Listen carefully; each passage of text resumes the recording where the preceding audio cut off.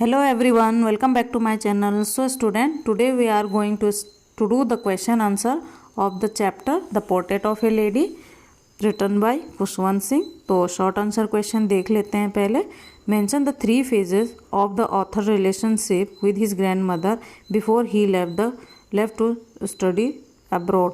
अब इसमें 3 फेजेस को बताने हैं ऑथर के रिलेशनशिप उनके ग्रैंड मदर के साथ, उनके अब्रॉड जाने से पहले के रिलेशनशिप को बताना है. The 3 phases of author's relationship with his grandmother before he left the country to study abroad are. 3 phases कौन से थे? सबसे 1 था childhood, when he went to the village school and the grandmother help him to get ready and went to school with him. उनकी grandmother village में उनकी help करती थी और उनके साथ स्कूल तक जाती थी.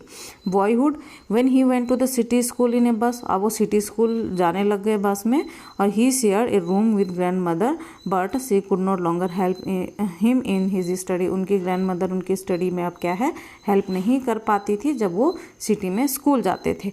Early youth, when he went to the university and give a room of, जब वो क्या है यूनिवर्सिटी में गए थे तो उनको अलग से रूम मिल गया था. The common link of friendship was snap. और जो भी उनके बीच का जो फ्रेंडशिप था वो लिंक क्या हो गया, वो स्नैप हो गया, ख़त्म हो गया. क्वेश्चन नंबर 2 देख लेते हैं. Mention 3 reason why the author's grandmother was disturb when he started going to the city school. जब ऑथर सिटी स्कूल जाना स्टार्ट किया उन्होंने, तो वो कौन से 3 रीजन थे जिसकी वजह से ऑथर की ग्रैंड मदर डिस्टर्ब हुई थी. वो थे the 3 reason why the author's grandmother was disturb when he started going to the city school are. क्या क्या थे? She hated western science and learning. वो वेस्टर्न साइंस और उस लर्निंग को वो हेट करती थी. जो भी उनको क्या पढ़ाया जाता था, आर्किमिडीज का सिद्धांत, लॉ ऑफ ग्रेविटी पढ़ाई जाती थी, उससे वो क्या है, हेट करती थी. She was pain to know that there was no teaching of God and scripture there. और उनको इस बात का भी दुख था कि वहाँ पे गॉड एंड स्क्रिप्चर्स की कोई पढ़ाई नहीं होती है. Number 3, she was allergic to music. और उनको क्या है, म्यूजिक से भी एलर्जी थी. She thought it was not mean for decent people and gentle folk. उनको ये था कि सज्जन लोगों के लिए नहीं है. It was the monopoly of the prostitute and beggars. इस पे अधिकार है प्रोस्टिट्यूट और बेगर्स का, इसलिए उनकी दादी क्या है, दुखी थी. Question number 3 ways in which the author grandmother spent her days after he grew up. अब 3 ways बताने हैं, 3 तरीके बताने हैं कि ऑथर की ग्रैंड मदर अपना जो दिन है वो कैसे व्यतीत करती थी जब वो थोड़े बड़े हुए. The 3 ways in which author grandmother spent her days after he grew up are. अब number 1, she live alone in her room. वो अकेले अपने रूम में रहने लग गई थी. As he had accepted her loneliness quietly. उन्होंने जो अपनी जो अकेलापन है वो शांति से उन्होंने एक्सेप्ट कर दिया था जब राइटर थोड़े बड़े हो गए थे. She set at her spinning wheel reciting prayer. और वो अपने स्पिनिंग व्हील पे बैठी रहती थी, चलाती रहती थी और रिसाइट जो प्रेयर्स है उसको रिसाइट करती थी. In the afternoon she would feed the sparrow for an hour. और आफ्टरनून में क्या है, वो कुछ टाइम के लिए स्पैरोज को फीड कराती थी. क्वेश्चन नंबर 4 है. Mention the odd way in which authors grand mother behave just before she died.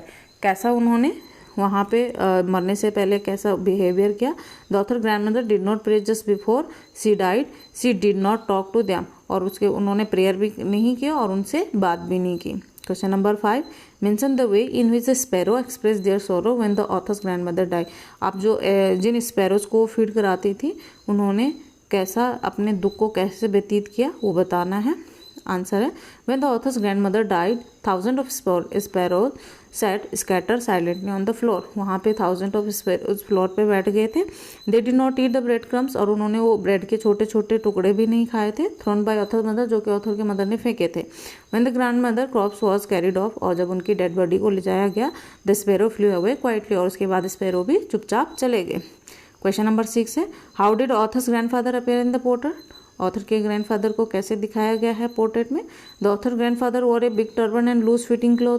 Author के ग्रैंडफादर ने क्या है, एक बड़ी सी टर्बन पहनी हुई, पगड़ी पहनी है, लूज फिटिंग क्लोथ्स पहने हुए हैं. His long white beard cover the upper part of his. और जो उनकी दाढ़ी उतनी लंबी है कि उन्होंने उनकी चेस्ट का अपर पार्ट भी ढका हुआ है.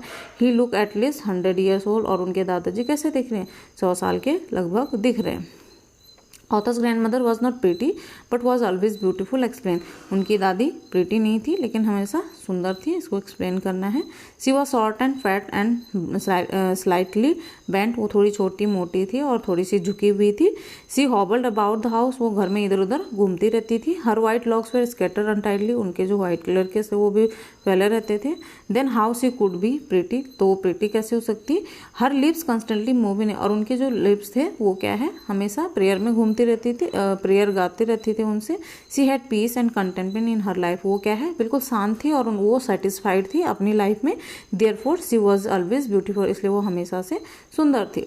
अब है long answer.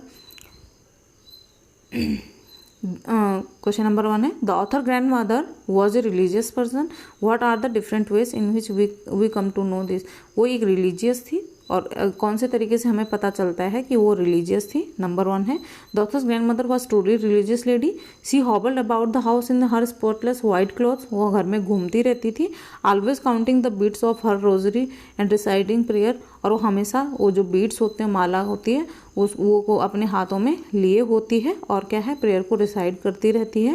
When the author was in A village with her, जब ऑथर उनके साथ विलेज में थे, he would always find her saying morning prayer while she bath him and dress him in the hope that the grandson would learn them by heart। अब देखिए, जब वो author को तैयार करती थी, स्कूल के लिए नहलाती थी, उस समय वो क्या करती थी, प्रेयर गाती रहती थी ताकि उनके ग्रैंडसन भी क्या है, इस प्रेयर को सुने और बाय हार्ट याद करे।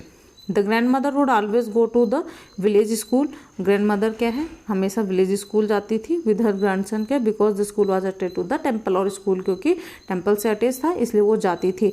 इस बात से भी हमें पता लगता है कि वो एक रिलीजियस पर्सन थी। और दूसरी, while the children were taught the grandmother would sit inside the temple and read scripture, जब बच्चे क्या है स्कूल में पढ़ते थे तो उनकी ग्रैंड मदर क्या है, स्क्रिप्चर्स पढ़ती रहती थी, होली बुक पढ़ती रहती थी। When they move to the city and the author got busy in his education, और जब ऑथर अपने एजुकेशन में बिजी हो गए, she started devoting her time to prayers, और उन्होंने अपना सारा टाइम प्रेयर को डिवोट कर दिया। He always found her lips moving in a silent prayer and her hands counting the beads of her rosary, और उनके हाथ क्या है, उस रोजरी में हमेशा क्या होते थे, उस मन के जो दाने होते थे उनमें बिजी रहते थे। She was doing the same when she went to receive him at the station, और जब वो ऑथर को रिसीव करने के लिए स्टेशन में भी जाती है तो उस समय भी वो प्रेयर ही गा रही थी। When he come back from study abroad, जब वो स्टडी करके अब्रॉड से वापस आते हैं तब भी वो क्या है, प्रेयर करती रहती है। The last moment of her life were spent in praying rather than talking to her family members, और लास्ट स्टेज पे भी क्या है, उन्होंने क्या है, प्रेयर को प्रायोरिटी दी, ना कि अपनी फैमिली को। All this instance so that the grandmother was religious, और ये सारी चीज़ें हमें दिखाती है कि उनकी ग्रैंड मदर क्या थी, एक रिलीजियस पर्सन थी।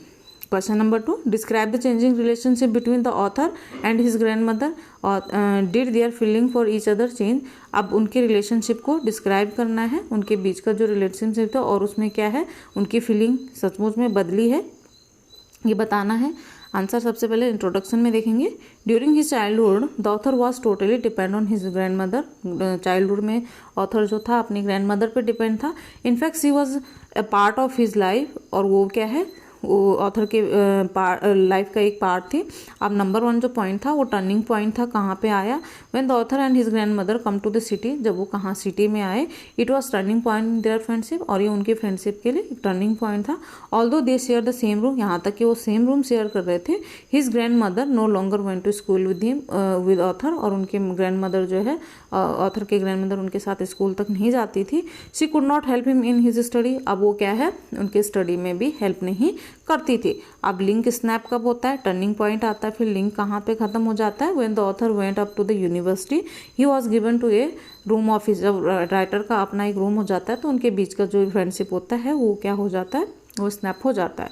The common link of friendship was snap, और वो लिंक भी टूट जाता है।